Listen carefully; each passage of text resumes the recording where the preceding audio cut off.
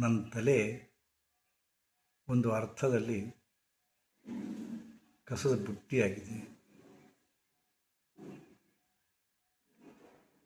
ನನಗೆ ತಿಳುವಳಿಕೆ ಬಂದ ಮೇಲೆ ನನ್ನ 11ನೇ ವಯಸ್ಸಿಗೆ ನಾನು ಒಂದು ಪುಟ್ಟ ಯೋಗದ ಗುರು ಆದಮೇಲೆ ಇದುವರೆಗಿನ ನನ್ನ ಜೀವನ ಗಾಥಾ, ಜೀವನ ಯಾತ್ರೆ ಅತ್ಯಂತ ರೋಚಕ ಅದ.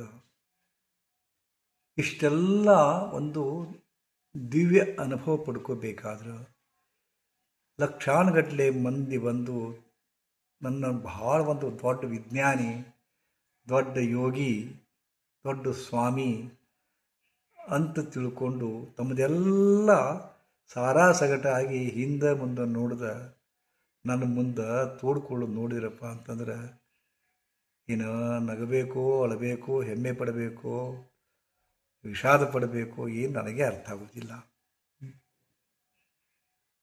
ಒಂದ್ಸಲ ಹೀಗಾಯಿತು. ಮಹಾರಾಷ್ಟ್ರದ ಒಂದು ದೊಡ್ಡ ನಗರದೊಳಗೆ ಇವರು ಹೇಳೋದಿಲ್ಲ, ಯಾಕಂದರೆ ಕೆಲವು ಗೋಪ್ಯಗಳನ್ನು ನಾನು ಪಾಲಿಸಬೇಕಾಗತ್ತೆ. ಅವರು ನನಗೆ ಹೇಳ್ತಾರೆ, ನಮ್ಮ ಕಥಾನಕವನ್ನು ನಮ್ಮ ಹೆಸರಿನೊಂದಿಗೆ ಯಾರ ಮುಂದೆ ದಯವಿಟ್ಟು ಹೇಳಬೇಡಿ ಅಂತ ತಿಳ್ಕೊಂಡು ಹೇಳಿನೇ ನಮ್ಮ ಮುಂದೆ ಹೇಳ್ತಾರೆ ಅವರು. ಹಾಗಿರುವಾಗ ನಾನು ಯಾಕೆ ಅವರ ವೈಯಕ್ತಿಕ ಜೀವನಕ್ಕೆ ನಮ್ಮ ಮೇಲೆ ಇಟ್ಟು ವಿಶ್ವಾಸಕ್ಕೆ ಭಂಗ ತರಬೇಕು ಹೇಳಿ.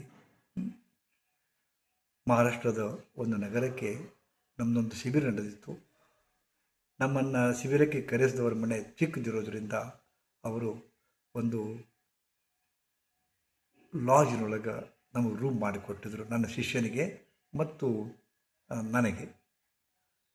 ಸೊ ರಾತ್ರಿ ನಮ್ಮ ಕ್ಯಾಂಪ್ ಮುಗಿಸ್ಕೊಂಡು ಲಾಡ್ಜಿಗೆ ಬರ್ತಿರ್ಬೇಕಾದ್ರೆ ನಮ್ಮ ಪಕ್ಕದ ರೂಮ್ನೊಳಗೆ ಮತ್ತೊಬ್ಬರು ಸ್ವಾಮಿಗಳು, ಅತ್ಯಂತ ಯಂಗ್, ಸುಮಾರು 23-24 ವಯಸ್ಸಿನ ಒಬ್ಬರು ಸ್ವಾಮಿಗಳು. ಅವರು ಅಲ್ಲೇ ಪಕ್ಕದ ರೂಮ್ನೊಳಗೆ ಹೋಗಿದ್ದು ನೋಡಿದೆ ಅಷ್ಟೇ. ನಾವು ಕೀಲಿ ತೆಗಿಬೇಕಾದ್ರೆ ಅವರು ಹೋಗಿ ಕೀಲಿ ತಗೊಂಡು ಒಳಗೆ ಹೋಗಿದ್ದು ನೋಡಿದೆ. ಆಯ್ತಪ್ಪ, ಯಾರೋ ಏನೋ ಬಂದಿರಬೇಕು ನಮ್ಮಂಗೆ ಫಂಕ್ಷನಿಗೆ ಅಂತ ತಿಳ್ಕೊಂಡು ಇಷ್ಟೇ ತಿಳ್ಕೊಂಡು ಸುಮ್ಮನಾದೆ. ರಾತ್ರಿ 11:45 ಸುಮಾರು ಆ ಸ್ವಾಮಿ, ತರುಣ ಸ್ವಾಮಿ ಇರ್ತಕ್ಕಂಥ ರೂಮಿನಿಂದ ಜೋರಾದ ಕಿರುಚುವಿಕೆ, ಚೀತ್ಕಾರ ಕೇಳಿ ಬಂತು. ಜೋರಾಗಿ ಚೀರಿದ್ದು ಕೇಳಿ ಬಂತು ನನಗೆ. ಸ್ವಲ್ಪ ಇದು ಕಿಟಕಿ ತೆಗೆದಿತ್ತು. ಸ್ವಲ್ಪ ಹೀಗೆ ಒತ್ತಿ ನೋಡಿದೆ, ಸ್ವಾಮಿಗಳು ಗಡಗಡಗಡಗಳು ನಡುತ್ತಾಯಿದ್ರು. ಕದ ತೆಗೀರಿ ಅಂತ ತಿಳ್ಕೊಂಡು ನಾನು ನನ್ನ ಶಿಷ್ಯನ ಕರ್ಕೊಂಡು ಹೋಗಿ ಇದನ್ನು ಮಾಡಿದೆ. ಅವಾಗ ಕದ ತೆಗೆದ್ರು, ನಡುಗ್ತಾಯಿದ್ರು. ಮುಂದೆ ನಾನು ಹೋಗಿ ಹಿಂಗೆ ಅವ್ರು ಯಾಕೆ ಏನಾಯ್ತು ಅಂತ ಕೇಳಿದ್ರಿಗೆ ಸ್ವಲ್ಪ ಪ್ರಜ್ಞೆ ತಪ್ಪಿದಂಗಾಗಿ ಕುಸಿದು ಕೂತರು. ಅವಾಗ ನಮ್ಮ ಶಿಷ್ಯನಿಗೆ ಸೊನ್ನೆ ಮಾಡಿದೆ.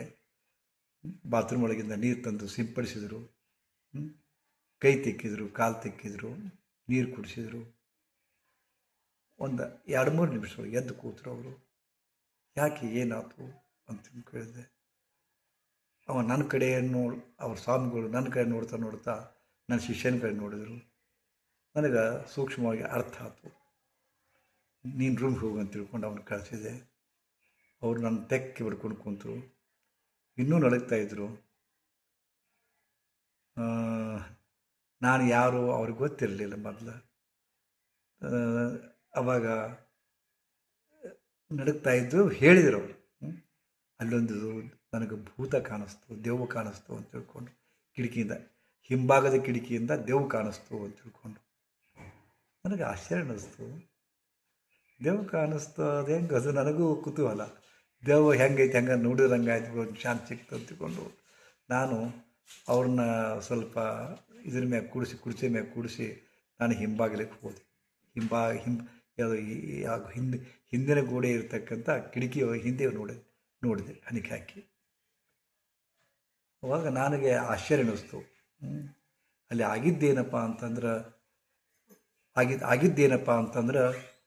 ಅಲ್ಲಿ ಅದು ಪುಟಾಣಿ ಮತ್ತು ಅವಲಕ್ಕಿ ತಯಾರು ಮಾಡ್ತಕ್ಕಂಥ ಕಾರ್ಖಾನೆ ಮತ್ತು ಒಂದು ಭಟ್ಟಿ ಇತ್ತು, ಅವಲಕ್ಕಿ ಪುಟಾಣಿ ಭಟ್ಟಿ ಇತ್ತು ಅದು. ಹೌದಾ.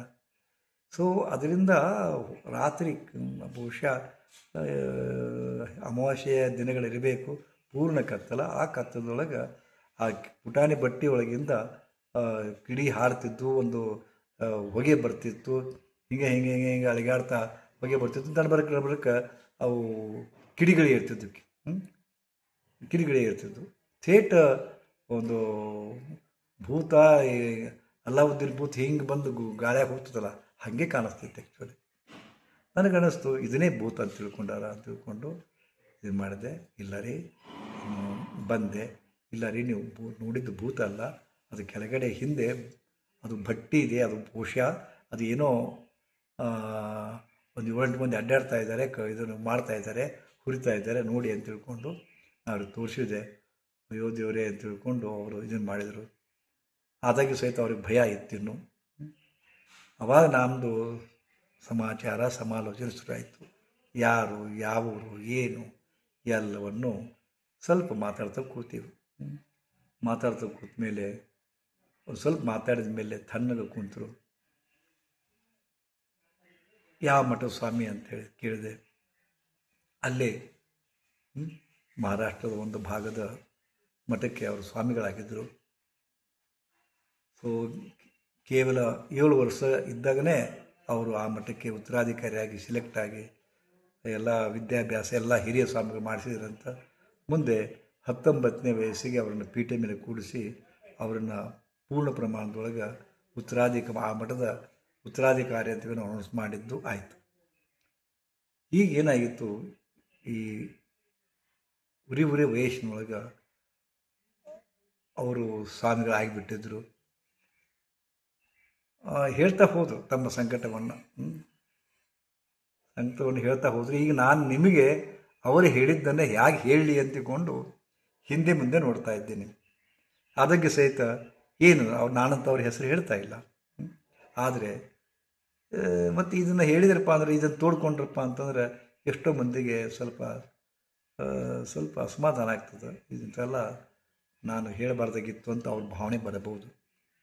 ಅದಕ್ಕೆ ಸಹಿತ ಇದೊಂದು ಎಲ್ಲರಿಗೂ ಒಂದು ಮಾದರಿ ಅನ್ನಿಸ್ತದೆ. ಆ್ಯಕ್ಚುಲಿ ಹೇಳಬೇಕಂದ್ರೆ ಏನಾಯಿತು, ಹಿರಿಯ ಸ್ವಾಮಿಗಳು ತೀರ್ಕೊಂಡ ಮೇಲೆ ಇವ್ರು ಹೆಂಗರು ಪೂರ್ಣ ಪಟ್ಟಾಧಿಕಾರ ಆಗಿದ್ರಲ್ಲ, ಚೆಂದಾಗಿ ನಡೆಸ್ಕೊಂಡು ಹೋಗಿದ್ರು. ಬಹುಶಃ ಭಾಳ ಮಾತುಗಾರಿಕೆ ಚೆನ್ನಾಗಿತ್ತು ಅವರು. ಮತ್ತು ಆ್ಯಕ್ಚುಲಿ ನೋಡಲಿಕ್ಕೆ ತುಂಬ ಉರಿ ತರುಣ ವಯಸ್ಸಲ್ಲ, ಚಂದೂ ಕಾಣಿಸ್ತಿದ್ರು. ಗೌರವವರ್ಣ, ಗುಂಡಾಗಿದ್ದರು ಮತ್ತು ಕಳೆ ಇತ್ತು ಮುಖದ ಮೇಲೆ. ಆದರೆ ಏನೋ ಒಂದು ಖಿನ್ನತೆ ಇತ್ತು ಅಂತ ಅನ್ನಿಸ್ತದೆ ನನಗೆ. ಅವರು ಸ್ವಲ್ಪ ನನಗೆ ತಾವು ತಮ್ಮ ಶಿಷ್ಯನನ್ನು ನನ್ನ ಜೊತೆ ಇವತ್ತು ರಾತ್ರಿ ನನಗೆ ಮಲಗಿಸಿದ್ರಪ್ಪ ಅಂತಂದ್ರೆ ನನಗೆ ಅನುಕೂಲ ಆಗುತ್ತೆ ಅಂತಂದ್ರೆ, ಆಯಿತು ಹಾಗಾದರೆ ಬೆಳಗ್ಗೆ ಮಾತಾಡೋಣ, ಬೆಳಗ್ಗೆ ನಾನು ಕ್ಲಾಸ್ ಮುಗಿಸ್ಕೊಂಬಂದು ನಾನು ಫ್ರೀ ಇರ್ತೀನಿ, ನಾವು ಇಬ್ಬರು ಕೂಡ ಮಾತಾಡೋಣ ಅದ್ರ ಬಗ್ಗೆ ಅಂದ್ಕೊಂಡು ಹೇಳಿ, ನಾನು ಹೊತ್ತಾದ ಕಾರಣ ನಾನು ಎದ್ದು ಬಂದು ಮಲ್ಕೊಂಡೆ. ನನ್ನ ಶಿಷ್ಯರನ್ನು ಅವ್ರು ಕೂಡ ಮಲ್ಕೋರು ಎದ್ದುಕೊಂಡು ಹೇಳಿ ಕಳಿಸಿದೆ. ಆಯಿತು, ಬೆಳಗ್ಗೆ ಆಯಿತು, ನಂದು ಬೆಳಗಿನ ಕ್ಲಾಸ್ ಮುಗೀತು. ನನ್ನ ಶಿಷ್ಯರ ಮನೆಗೆ ಟಿಫಿನ್ ಮಾಡ್ಕೊಂಡು ಬಂದೆ. ಅವರು ಕೂಡ ನನ್ನ ದಾರಿ ಕಾಯ್ತಿದ್ರು. ಅವರು ನಾನೇ ಬರೋ ದಾರಿ ಕಾಯ್ತಾಯಿದ್ರು. ಕೂತೀವಿ ಇಬ್ಬರು. ಹೇಗೆ ಶುರು ಮಾಡಬೇಕಂತ ಅವರು ಏನು ಪ್ರಶ್ನೆ ಹಾಕಬೇಕು, ಏನು ಹೇಳ್ತಾರಂತ ನಾನು ಕೂತೀವಿ. ಅವಾಗ ಅವ್ರು ಹೇಳ್ಕೊತ ಹೋದರು. ಗುರುಗಳು, ಈಗ ನನ್ನ ಬಗ್ಗೆ ನಿನ್ನೆ ಸ್ವಲ್ಪ ಪರಿಚಯ ಮಾಡ್ಕೊಂಡಿದ್ದೆನಲ್ಲ, ನನ್ನ ಬಗ್ಗೆ ತಿಳ್ಕೊಂಡು ಅವರು ಸ್ವಲ್ಪ ಮತ್ತಿಷ್ಟು ಗೌರವದಿಂದ, ಗುರುಗಳೇ, ನಾನೀಗ ಹೇಳೋ ಮಾತನ್ನು ನೀವು ನನ್ನ ತಂದೆ ಸಮಾನ ಅಂತ ತಿಳ್ಕೊಂಡು ಎಲ್ಲ ನನ್ನ ಒಡಲೊಳಗಿಂದ ದಾಖಲಾಟವನ್ನು ತಮ್ಮನ್ನು ಹೇಳ್ಕೊತೀನಿ. ದಯವಿಟ್ಟು ಇದು ಸ್ವಲ್ಪ ಗೌಪ್ಯವಾಗಿರ್ಬೇಕು ತಾವು ಅಂತಂದರು. ಆಯಿತು ಅಂತ ಮಾತು ಕೊಟ್ಟೆ. ಶುರು ಮಾಡಿದರು. ಗುರುಜಿ, ನಾನು ಪೀಠಾಧಿಕಾರಿಯಾಗಿಂದ ಅಲ್ಲಿ ನಮ್ಮ ಹಿರಿಯ ಸ್ವಾಮಿಗಳು ಭಾಳ ವೇದಾಂತಿಗಳಿದ್ದರು, ಜ್ಞಾನಿಗಳಿದ್ದರು, ತುಂಬ ಅವರು ಉತ್ತಮವಾದ ಪ್ರವಚನ ಕೊಡ್ತಿದ್ದರು, ಪ್ರಕಾಂಡ ಪಂಡಿತರಾಗಿದ್ದರು. ಅಂಥ ಶ್ರೀಮಠಕ್ಕೆ ನಾನು ಉತ್ತರಾಧಿಕಾರಿಯಾಗಿ ಬಂದೆ. ದೊಡ್ಡ ಆಸ್ತಿ ಅದು ಮಠಕ್ಕೆ ದೊಡ್ಡ ಆಸ್ತಿ. ಹೀಗಾಗಿ ತುಂಬ ಜನ ಭಕ್ತರು.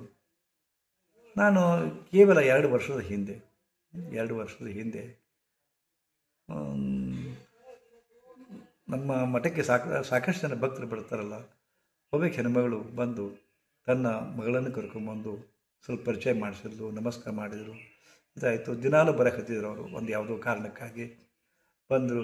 ಒಂದು ದಿವಸ ಇದ್ದಕ್ಕಿದ್ದಂತೆ ಅವರು ಗುರುಗಳ ನಮ್ಮ ಮಗಳಿಗೆ ಹೇಳಿರ್ಬೇಕಾರೆ ತಮ್ಮ ಸೇವಾ ಮಾಡ್ತಾರ ಅಂತಂದು. ಎಂಥ ಸೇವಾ ಅಂತ ಕೇಳಿದೆ ನಾನು. ಇಲ್ಲ, ತಮ್ಮದು ಕೈ ಕಾಲು ಒತ್ತೋದು, ತಮಗೇನಾದರೂ ಅಡುಗೆ ಮಾಡಿಕೊಡೋದು ಇಂಥವೆಲ್ಲ ಮಾಡ್ತಾರೆ.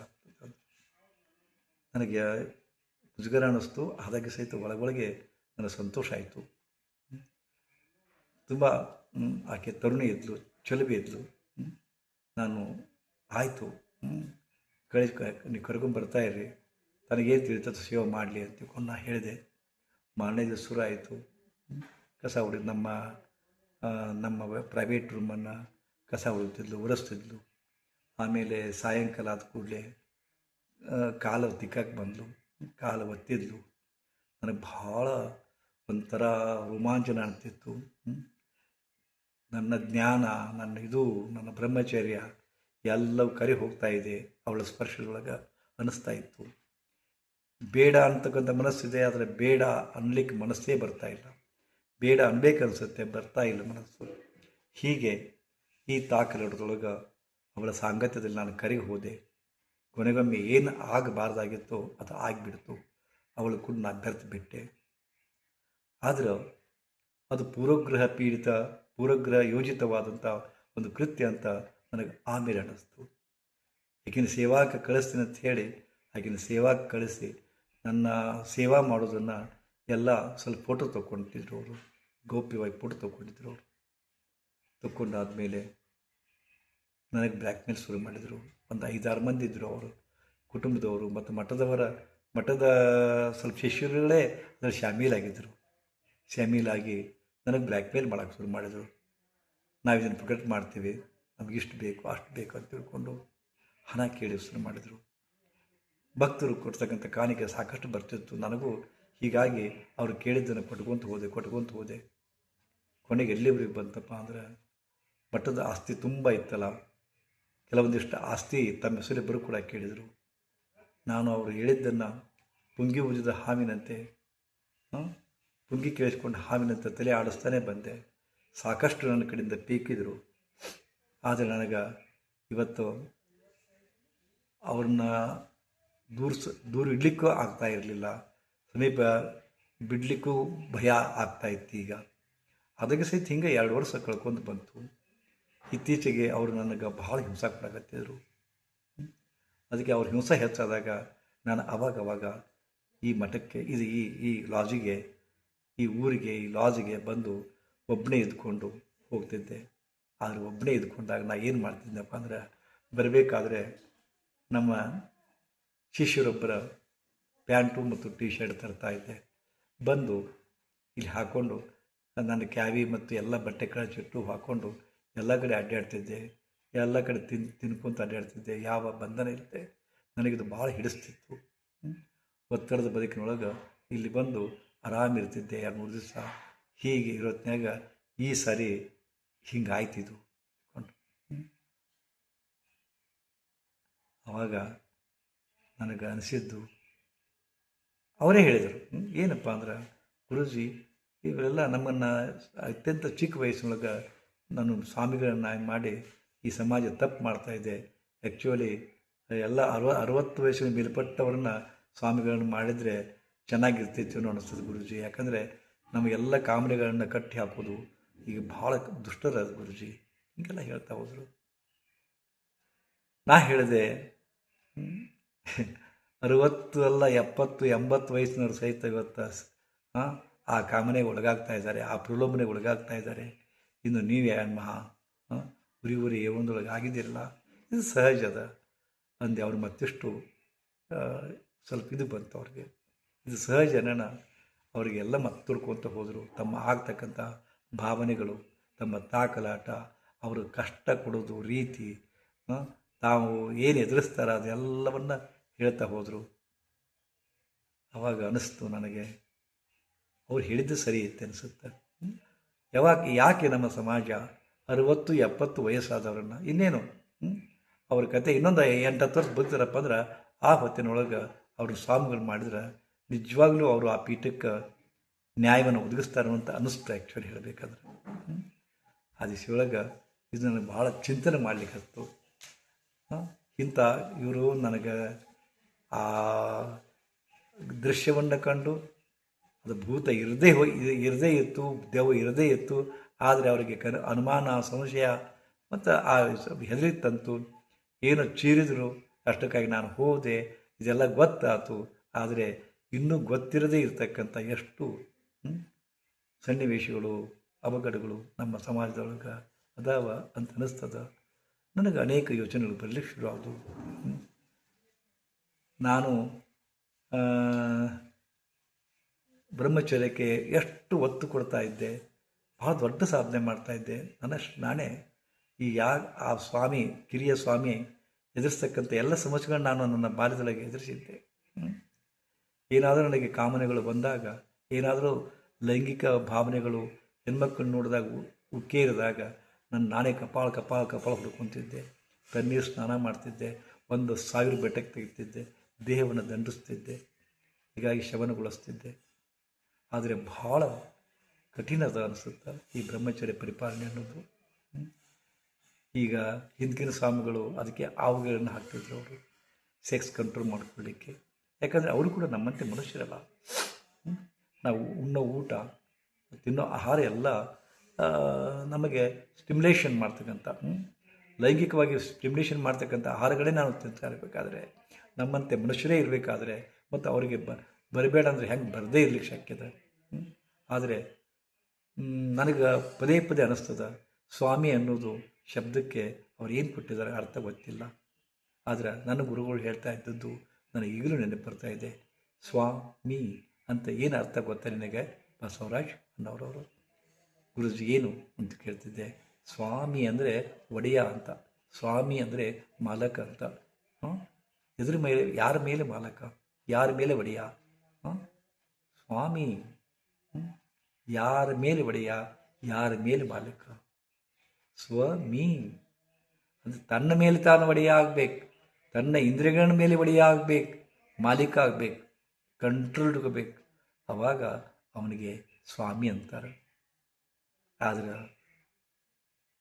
ಕೆಲವು ಆಧ್ಯಾತ್ಮಿಕ ಸಂಸ್ಥೆಗಳು ಸುಮ್ಮನೆ ಒಂದು ಧ್ಯಾನ ದೀಕ್ಷಾ ಕೊಟ್ಟು ಒಂದೇನೋ ಹೇಳಿ ಅವರಿಗೆ ಸ್ವಾಮಿ ಅಂತ ಹೆಸರು ನೋಡಿದ್ರಪ್ಪ ಅಂದ್ರೆ ಪರಿಚಿತರಿಸ್ತದೆ. ನನ್ನ ಓಶೋ ಗುರುಗಳು ನನಗೆ ಸ್ವಾಮಿ ಆನಂದ ಸಮರ್ಪಣ ಅಂತ ತಿಳ್ಕೊಂಡು ನನ್ನ ದೀಕ್ಷಾ ಕೊಟ್ಟು ನನ್ನ ಹೆಸರು ಬದಲಿ ಮಾಡಿದರು. ಆದರೆ ನನಗೆ ಈ ಸ್ವಾಮಿ ಅನ್ನೋ ಅರ್ಥ ಮತ್ತೊಬ್ಬ ಗುರುಗಳು ಹೇಳಿದ್ದು ನನಗೆ ಗೊತ್ತಿತ್ತಲ್ಲ. ಸೊ ಸ್ವಾಮಿ ಅಂತ ನಾನು ಎಂದೂ ಕರೆಸ್ಕೊಳ್ಳಿಲ್ಲ. ಸ್ವಾಮಿ ಆನಂದ ಸಮರ್ಪಣೆ ತಗೊಂಡು ಓಶೋರು ಇಟ್ಟರಪ್ಪ ಅಂದರೆ ಸ್ವಾಮಿ ದೇವರಾಬಬ್ಬರ ಶಿಷ್ಯರು ಮತ್ತು ಮತ್ತೊಬ್ಬರು ಗುರುಗಳು ಕೂಡಿಕೊಂಡು ನನಗೆ ಸ್ವಾಮಿ ಯೋಗಾನಂದಂತಿಟ್ಟರು. ಎಷ್ಟೋ ಸಾರಿ ಸ್ವಾಮಿ ಯೋಗಾನಂದ ಅಂತ ತಿಳ್ಕೊಂಡು ನನ್ನನ್ನು ನಾನು ಕರ್ಕೊಂಡ್ರು ಕೂಡ, ಜನ ಕರ್ಕೊಂಡ್ರು ಕೂಡ ನನಗೆ ಯಾಕೋ ಅದು ಒಗ್ಗಲೇ ಇಲ್ಲ. ಅದಕ್ಕಾಗಿ ಸುಮ್ಮನೆ ಒಂದಿಷ್ಟು ಗುರುಜಿ ಬಸವರಾಜ್, ಯಾಕಂದ್ರೆ ಸ್ವಲ್ಪ ಯೋಗ ವಿದ್ಯಾ ಗುರು ಆದುದರಿಂದ, ಆಧ್ಯಾತ್ಮನ ಕಲಿಸ್ತಾ ಇರೋದ್ರಿಂದ ಗುರುಜಿ ಅನ್ನೋ ಪದ ಸಾಕು ಅಂತ ತಿಳ್ಕೊಂಡು ಗುರುಜಿ ಬಸವರಾಜ್ ಅಂತಲೇ ನಾನು ನನ್ನನ್ನು ಕಳಿಸ್ಕೊಳ್ತಾ ಇದ್ದೀನಿ. ಜನ ಕರೀತಾ ಇದ್ದಾರೆ. ಈ ಸ್ವಾಮಿ ಶಬ್ದಕ್ಕೆ ನಾವು ಎಷ್ಟು ಅಗೌರವ ತೋರಿಸ್ತೀವಲ್ಲ ಅನಿಸುತ್ತೆ ನನಗೆ ಆ್ಯಕ್ಚುಲಿ ಹೇಳಬೇಕಂದ್ರೆ. ಅದಕ್ಕೆ ಈ ಮಾತನ್ನು ಅವ್ರಿಗೆ ಹೇಳಿದೆ. ಆ ಹೆಸರು ಹೇಳೋದಿಲ್ಲ, ఎవರೂ ಹೇಳೋದಿಲ್ಲ. ಆ ಸ್ವಾಮಿಗಳು ಕೂಡ ಮಾತಾಡಿದೆ, ಗುರುಜಿ ಕರೆಕ್ಟ್ ಅದಾರ ಇದು ಅಂತಂತಂದ್ರೆ ಅವರು. ಸೊ ಹೀಗೆ ಈಗಲೂ ಕೂಡ ನನ್ನ ಟಚ್ನಾಗದಾರ ಅವರು. ಮುಂದೆ ಎಷ್ಟೋ ಸರಿ ನನ್ನ ಫಂಕ್ಷನ್ಗೆ ಕರೆಸ್ತಿದ್ರು, ನಾನು ಫಂಕ್ಷನ್ಗೆ ಹೋಗ್ತಿದ್ದೆ. ಆಮೇಲೆ ಬಿಟ್ಟೆ. ಯಾತಕ್ಕೆ ಗೊತ್ತಾ? ನನ್ನನ್ನು ಕರೆಸಿ ಅವರು ತುಂಬ ಹೊಗಳ್ತಿದ್ರು, ಸನ್ಮಾನ ಮಾಡ್ತಿದ್ರು, ಗುರುಗಳು ಅಂತಿದ್ರು. ಅವ್ರಿಗೊಂಥರ ಸಂಕಟ. ತಮ್ಮದೆಲ್ಲ ಏಕಾಂತತನವನ್ನು, ತಮ್ಮದೆಲ್ಲ ಒಳಗಿದ ತಾಕಲಾಟವನ್ನು ನನ್ನ ಮುಂದೆ ಬಿಚ್ಚಿ ಅನಾವರಣ ಮಾಡ್ಕೊಂಡಿದ್ರಲ್ಲ, ಅವರಿಗೆ ನನ್ನ ಮಗ್ಗಲು ಕೂತಾಗ ನಾನು ನನ್ನ ಬಗ್ಗೆ ಹೇಳುವಾಗ ಮತ್ತೊಬ್ಬರ ಮುಂದೆ ನನ್ನ ಮುಂದೆ ಕೂತ್ಕೊಂಡು ಮತ್ತೊಬ್ಬರಿಗೆ ಉಪದೇಶ ಕೊಡುವಾಗ ಅವ್ರಿಗೆ ಭಾಳ ಮುಜುಗರ ಅನಿಸ್ತಿತ್ತು. ಇದನ್ನು ಅವ್ರು ಹೇಳಿದ್ರು ಕೂಡ ನಾನು ಮನಗಂಡೆ, ತಿಳ್ಕೊಂಡೆ. ಹೀಗಾಗಿ ಸಣ್ಣಗೆ ನಾನು ಅವ್ರ ಫಂಕ್ಷನನ್ನು ಅವಾಯ್ಡ್ ಮಾಡ್ತಾ ಬಂದೆ.